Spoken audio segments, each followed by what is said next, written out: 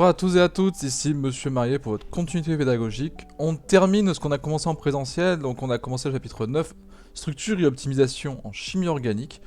Eh bien, je ferai la partie 1 en vidéo, mais cette fois-ci on fait la partie 2 afin de terminer du coup votre chapitre aujourd'hui.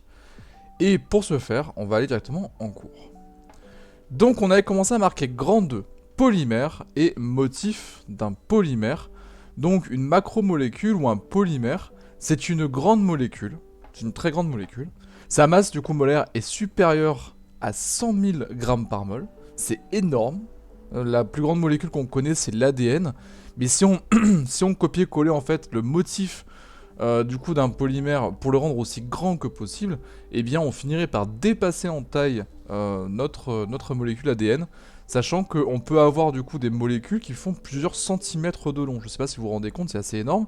Chaque noyau d'atome c'est 10-15 mètres, chaque atome avec le nuage électronique c'est 10 puissance moins 10 mètres en ordre de grandeur.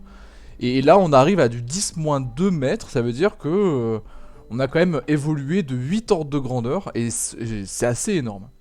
Du coup, cette macromolécule, ce polymère, comme on les appelle, résulte de l'assemblage d'un grand nombre de motifs via des liaisons covalentes. En fait, on va prendre un motif bien déterminé et on va le copier-coller, si vous voulez. On va ajouter un autre de ces motifs élémentaires par liaison covalente sur le premier, et ainsi de suite, pour créer une chaîne, et en fait, elle s'appelle une polymérisation. Elle peut se faire par voie cationique, par voie anionique, ou par voie radicalaire. Ça, vous le verrez plus tard à la faculté, mais en gros, soit on l'active en fait par le passage d'un motif qui a une charge plus, et à ce moment-là, vu qu'il y a un côté chargé moins du motif suivant, eh bien on va l'accrocher ainsi, soit on le fait de manière anionique, donc là c'est l'inverse, on charge moins le motif qui va être du coup raccroché, et le motif qui va venir attaquer, ben, en fait ce sera un plus, qui va se faire attaquer, pardon.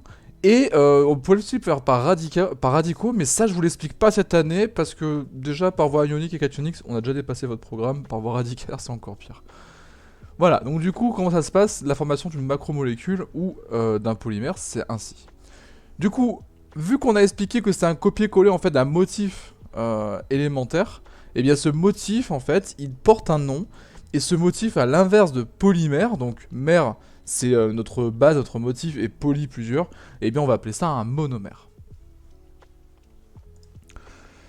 Marqué grand B, polymère naturel et polymère synthétique. Il existe des polymères qui sont naturels, issus de la nature, et d'autres qui sont qui sont synthétiques, qui ont été créés par l'homme pour répondre à un besoin de l'homme. Ça fait du coup près d'un siècle que la recherche a permis, si vous voulez, de commencer à étudier et à synthétiser plusieurs types de polymères avec des propriétés qui sont soit chimiques, soit physiques, soit biologiquement intéressantes. Qu'il s'agisse de polymères synthétiques ou naturels, ils sont à l'origine de l'évolution sociétale et environnementale. C'est-à-dire que des matériaux biosourcés, par exemple, sont des polymères qui ont des propriétés biologiques intéressantes, et grâce à ça, on a pu faire des choses vraiment remarquables. Ça peut aussi avoir des impacts sociétaux, par exemple les fibres textiles, vous avez pas mal maintenant comment ça s'appelle, tout ce qui est collant d'une femme en nylon par exemple, tout ce qui est t-shirt que vous avez maintenant en polyester, toutes les robes, les baskets, les jeans, enfin, tout est à base maintenant de polymères. Tout est à base de polymères qui sont d'origine plastique et pétrole. Et du coup, il n'y a pas l'un d'entre vous qui regarde cette vidéo actuellement qui n'a pas sur lui un vêtement qui ne soit pas fait au moins à 5% de polyester ou d'un polymère plastique. Les revêtements, c'est pareil, les revêtements que vous avez du coup sur tout et n'importe quoi pour l'isolation, enfin pour l'isolation je veux dire pour la perméabilité d'un matériau, ça peut être aussi à base d'un polymère qui a des propriétés chimiques hydrophobes et donc intéressantes pour préserver au sec quelque chose qui ne devrait pas être mouillé. L'industrie du plastique, du coup, est intimement liée à l'essor de la chimie des polymères. Les polymères, du coup, ont des propriétés intéressantes et ont été développés en vue de servir la société et l'industrie du plastique. Et donc, du coup, la chimie des polymères et l'industrie du plastique, si vous voulez, ont une liaison, si vous voulez, quant à leur développement.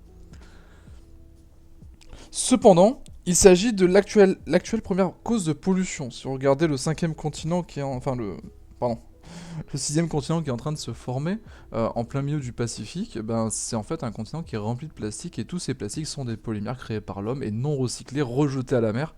Donc c'est plein de choses ben, qu'on a construit pour servir la société et finalement, ici, ça la dessert. Désormais, du coup, pour lutter contre cette première cause de pollution, eh bien, vous avez pas mal de gestes qui ont été faits de la part, par exemple, de la législation européenne, mais aussi mondiale. Il y a pas mal de choses qui ont évolué. Et maintenant, vous avez pas mal de choses en plastique qui sont interdites, comme par exemple les sacs en plastique que vous avez du coup en supermarché. Ça ne se fait plus. On préfère passer par des sacs maintenant qui sont en carton ou des sacs cabas que vous pouvez réutiliser. Quand vous allez faire vos courses au drive, normalement, bon, à part Géant, vous avez par exemple Leclerc qui fournit des sacs en papier maintenant ou en carton. Essayez hein, de vous renseigner par rapport à ça. Quand vous allez au McDo maintenant ou au Burger King, vous n'avez plus de pailles en plastique, ce sont des pailles cartonnées. D'ailleurs, moi je préfère sans paille du tout parce que je trouve que ça donne un goût totalement horrible à la boisson. Mais ça, c'est personnel.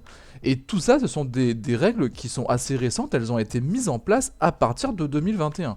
Donc c'est quelque chose qui est assez, comment dire, qui est assez récent du point de vue législation parce que même si ça a commencé bien avant, si vous voulez. L'obligation de procéder ainsi date du 1er janvier. Donc peut-être que vous avez déjà été au McDo il n'y a pas longtemps et que les pailles en plastique c'est déjà plus distribué. Parce qu'ils ont pris de l'avance par rapport à la législation. Parce qu'ils savaient que au 1er janvier 2021, les pailles en plastique, là c'était une amende. Et au bout d'un moment, ça aurait causé la fermeture du restaurant. Les bioplastiques élaborés à partir de la biomasse sont les alternatives au plastique issus du pétrole malgré leur coût plus élevé. Alors la biomasse c'est quoi? C'est tout ce qui concerne la masse biologique inerte, soit issue du coup de la masse biologique de la biosphère hein, tout simplement, ou du cadavre d'animaux qui ont été du coup mélangés à cette biosphère. Donc tout ce qui concerne masse végétale, masse organique, d'origine végétale ou animale, sachant que les animaux sont préalablement morts, on ne va pas tuer les animaux pour faire des pailles. Attention à ce que vous pensez, c'est pas ce que j'ai dit. Hein. Voilà. De ce fait, du coup, c'est plus écologique. Ce sont ce qu'on appelle des bioplastiques. Vous avez aussi des biocarburants qui sont faits de la même manière, hein, du bioéthanol par exemple, qui sont faits à partir de sucre.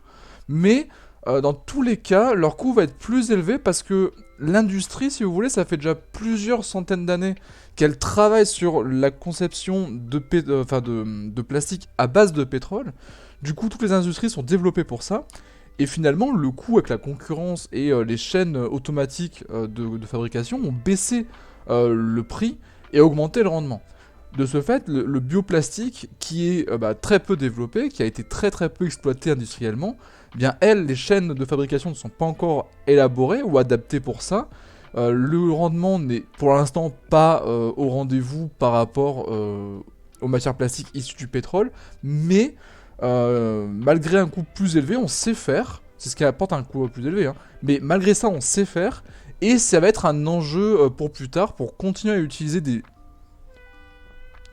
polymères à structure chimico-physique ou biologique intéressante, mais pas d'origine pétrole du coup. On passe aux grandes 3 optimisations d'une étape de synthèse.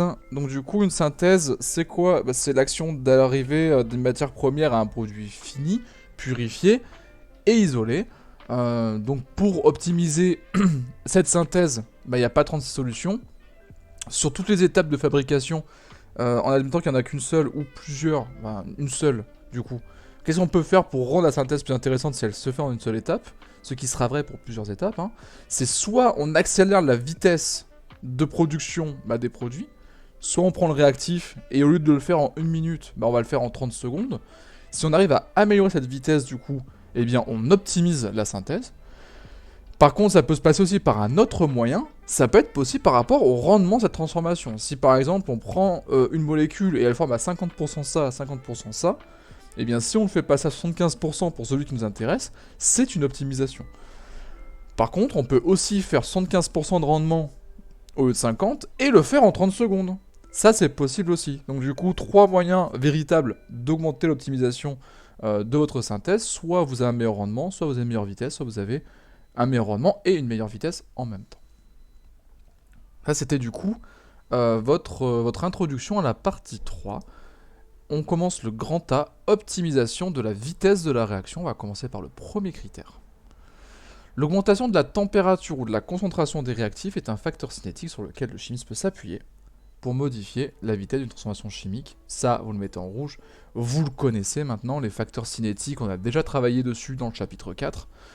Maintenant, ça commence à devenir su et connu. Alors, du coup, dans la voie d'optimisation, il y a l'optimisation de la synthèse, mais il y a aussi l'optimisation de la gestion des déchets. Et c'est pour ça que dans l'optique d'une chimie plus verte, eh bien, on va essayer de modifier les conditions expérimentales pour minimiser le coût, que ce soit en énergie ou en réactif. Parce que moins vous utilisez de réactifs pour arriver à votre but, bah, plus votre chimie, normalement, dégage moins de déchets. Si vous consommez 1 litre d'un réactif pour qu'il n'y en a que 10 centilitres qui réagissent, bah, du coup, ça vous fait 1 litre moins 10 centilitres à gérer en purification, en déchets. Et donc, cette étape de purification pour réutiliser, recycler votre réactif non utilisé, eh bien, c'est un coût énergétique, c'est un coût en réactif, c'est un coût, du coup, financier qui, normalement, ne devrait pas apparaître, mais qui a fait évoluer votre vitesse de réaction, vu qu'on a augmenté la concentration volontairement du réactif. Donc attention à cet équilibre que vous cherchez entre améliorer ma vitesse de réaction en jouant sur la température ou en jouant sur la concentration du réactif, mais en même temps, si je mets beaucoup plus de réactif, avant je le recycle, donc c'est un coût financier, c'est un coût pour une étape supplémentaire de purification, et donc une utilisation encore de réactifs, et une utilisation encore du coup d'un coût énergétique pour faire cette étape de recyclage. Et néanmoins aussi, il va falloir minimiser les risques chimiques, soit pour la sécurité, la santé ou l'environnement, sans nuire à la transformation chimique elle-même. Ça veut dire que si on peut remplacer un réactif par un autre qui, au point de vue environnemental, est moins sale, comme par exemple, je sais pas, CuSO4 par exemple, bah vous savez que pour l'environnement, le sulfate de cuivre c'est très mauvais. Si on peut le remplacer par, je sais pas, un sulfate de fer, toujours au degré d'oxydation 2, et bien du coup, le sulfate de fer qui est un peu plus permissif envers l'environnement sera préféré parce que au niveau de la gestion des déchets, on va pouvoir le gérer plus facilement. Il y aura moins de risques. Pour la santé, c'est pareil. On va pas utiliser un produit qui est cancérigène par exemple en lycée, alors qu'on sait très bien qu'il y a un remplaçant qui peut le faire aussi bien. C'est pour ça que par exemple en seconde, bon vous l'avez encore vécu parce qu'on a découvert que le cyclohexane était cancérigène qu'après. Ne vous inquiétez pas, moi je l'ai manipulé depuis très longtemps et tout va bien. Mais on a découvert que le cyclohexane, par exemple, avait des propriétés qui favorisaient, qui augmentaient la proportion du développement d'un cancer chez quelqu'un qui le manipulait. Et bien du coup, tout ce qui est extraction liquide-liquide maintenant, qui se fait en phase organique, et qu'on utilisait avant le cyclohexane avec sa superbe teinte rose, pour bien faire voir aux élèves la différence de couleur qu'il y avait, et bien maintenant on utilise l'huile de paraffine, qui est totalement sécuritaire au point de vue santé, et qui ne gênera absolument pas le manipulateur. Au point de vue sécurité, c'est pareil. Si on peut faire intervenir du coup un réactif qui, par exemple, n'a pas des propriétés explosives ou n'est pas toxique à la respiration et qui se passe en phase gazeuse, etc., eh bien on va le remplacer. Effectivement, ce serait totalement débile de pas prendre un produit qui soit pareil, mais sécuritaire. C'est comme par exemple pour un TP de SVT, si on peut travailler sur une bactérie, autant travailler sur une bactérie qui n'est pas très dangereuse que de travailler sur un truc type, je sais pas, une grosse bactérie bien nocive. Enfin voilà, vous n'avez pas envie de travailler sur un truc qui a potentiellement vous menacer au fur et à mesure du TP, quoi. Du coup, dans cette perspective, la réflexion autour d'un catalyseur de choix est fondamentale. Il va falloir absolument trouver un catalyseur qui soit 1, facile à récupérer, 2, facile à purifier, qui soit 3, bénéfique, enfin, au moins pas nocif au point de vue de votre santé et de la manipulation que va engendrer ce catalyseur.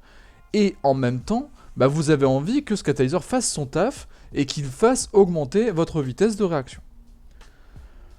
Ce choix doit permettre l'augmentation de la vitesse de formation des produits, tout en permettant un traitement facilité du mélange réactionnel, isolement, purification, Et éventuellement, une sélectivité plus grande de la transformation désirée. La sélectivité, c'est quoi en gros?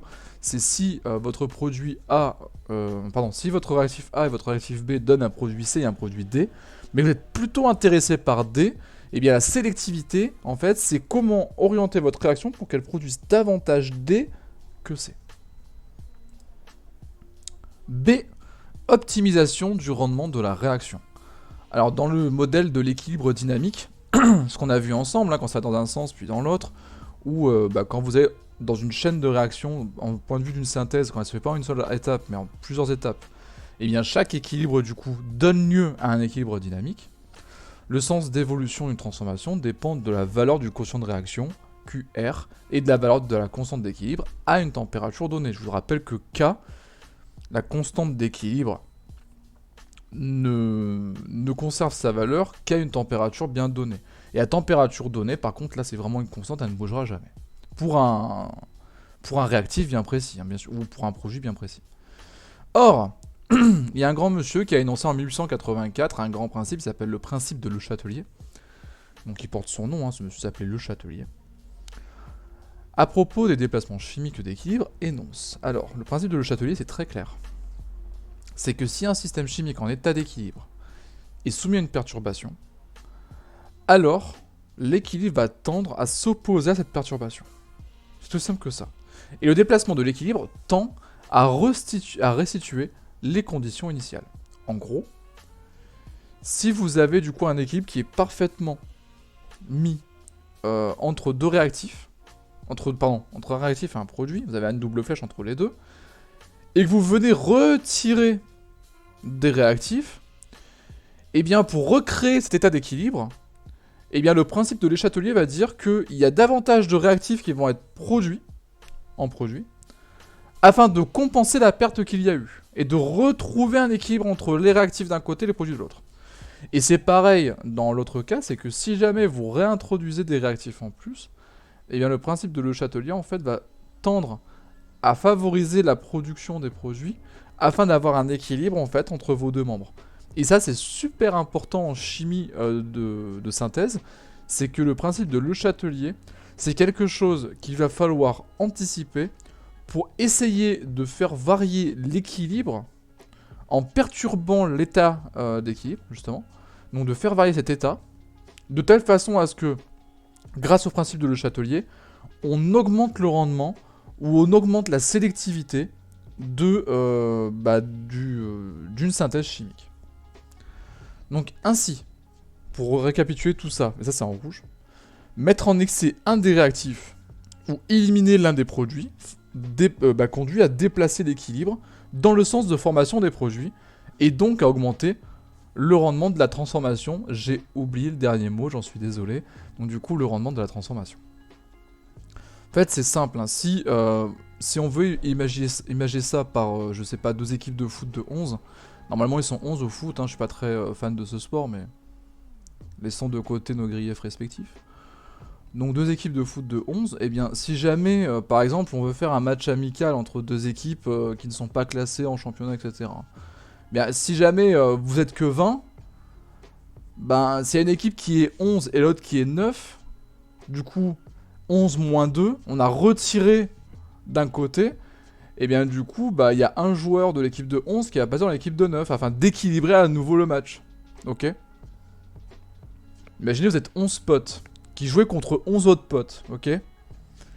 Et bien, s'il y en a deux de la même équipe qui partent, mais que vous, là, les 20 autres qui restent, vous voulez toujours jouer, et que vous voulez jouer pour le fun, bah normalement il y a un de l'équipe de 11 qui va passer dans l'équipe de 9 afin de rééquilibrer le match et de continuer à jouer. Ok, ah, c'est ça le principe de Le Chatelier. C'est que si vous avez du coup une perturbation d'état d'équilibre, eh bien le système va tendre de lui-même à retrouver cet état d'équilibre. Si j'enlève deux joueurs de l'équipe B, eh bien ça fait un 11 contre 9 et il y a un joueur de l'équipe A qui va être du coup réaffecté à l'équipe B afin de continuer le match dans un état d'équilibre, dans un état équilibré, ok? Et pareillement, si jamais on est, je sais pas, à 9 contre 9, et qu'il y a deux collègues qui arrivent, et qui disent « Ouais, mais nous on veut jouer ensemble, on va dans l'équipe A », et bien du coup ça fait un 11 contre 9. Et bien encore là, dans l'équipe A, bah vous avez une autre situation où il y a un joueur, bon, pas les deux potes parce qu'ils sont chiants, ils veulent jouer ensemble, mais il y a un des gars du coup de l'équipe A initiale, des 9 initiaux, qui va être transvasé dans l'équipe B afin d'équilibrer l'arrivée des deux collègues qui ne veulent pas se séparer. Et tout ça, c'est le principe de Le Châtelier. Et c'est connu depuis 1884, donc c'est assez vieux. Voilà. Du coup, fin de ce cours et de ce chapitre, je vous donne ainsi les exercices à travailler pour la prochaine fois. Attention, il y en a beaucoup, mais notez-les bien, parce que je ne les corrigerai pas tous en même temps. Vous avez le 11, 12, 15 et 16, page 210. Ça, c'est à faire pour demain. Ils sont pas très gros. Franchement, ça va. Moi, ça tient en une seule page. Ça tient en une seule page. Il y a le 11 qui va vous demander du coup de retravailler la nomenclature, donc le fait de nommer une molécule. Et l'aide à la page 208, notez bien l'aide à la page 208 pour le 11, page 210, est vraiment essentielle pour nommer les amides, les dérivés halogénés et les esters. Enfin, le 12, page 210, ça va être de la molécule à dessiner en topologique vers le semi-développé. Donc ça, vous connaissez maintenant, vous commencez à gérer.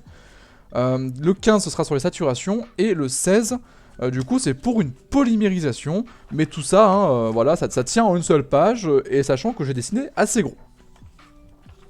Pour la prochaine fois, donc du coup, pour jeudi, vous allez faire le 20 et 21, page 211, ainsi que le 28 et le 31, page 214. Ça, c'est encore une fois une page, voilà. Donc ça, c'est ma première page avec les exos pour mardi. Ça, c'est ma deuxième avec les exos pour jeudi. N'essayez pas de mettre sur pause et regarder les réponses. Essayez plutôt de le faire de vous-même, hein. Voilà, je sais pas si on a qui avait pensé à ça, mais je vous connais maintenant. Enfin, pour mardi prochain, vous allez du coup entreprendre le 35 page 216 que je corrigerai du coup en présentiel, hein. Donc là vous avez des exos pour demain 11, 12, 15, 16 page 210, des exos pour jeudi 20, 21, 28, 31. Et donc du coup la prochaine fois le 6 avril ce sera pour le 35 page 216, je serai revenu. Donc du coup on le corrigera ensemble celui-là. Lui il est plus dur, il est avec une étoile, mais il va se faire. Ok ? Sur ce, travaillez bien. Merci à vous d'avoir écouté, d'avoir vu cette vidéo en entier et d'avoir écrit votre cours avec le plus grand soin, bien entendu. Je vous retrouve la prochaine fois pour un nouveau cours de chimie et d'ici là, travaillez bien.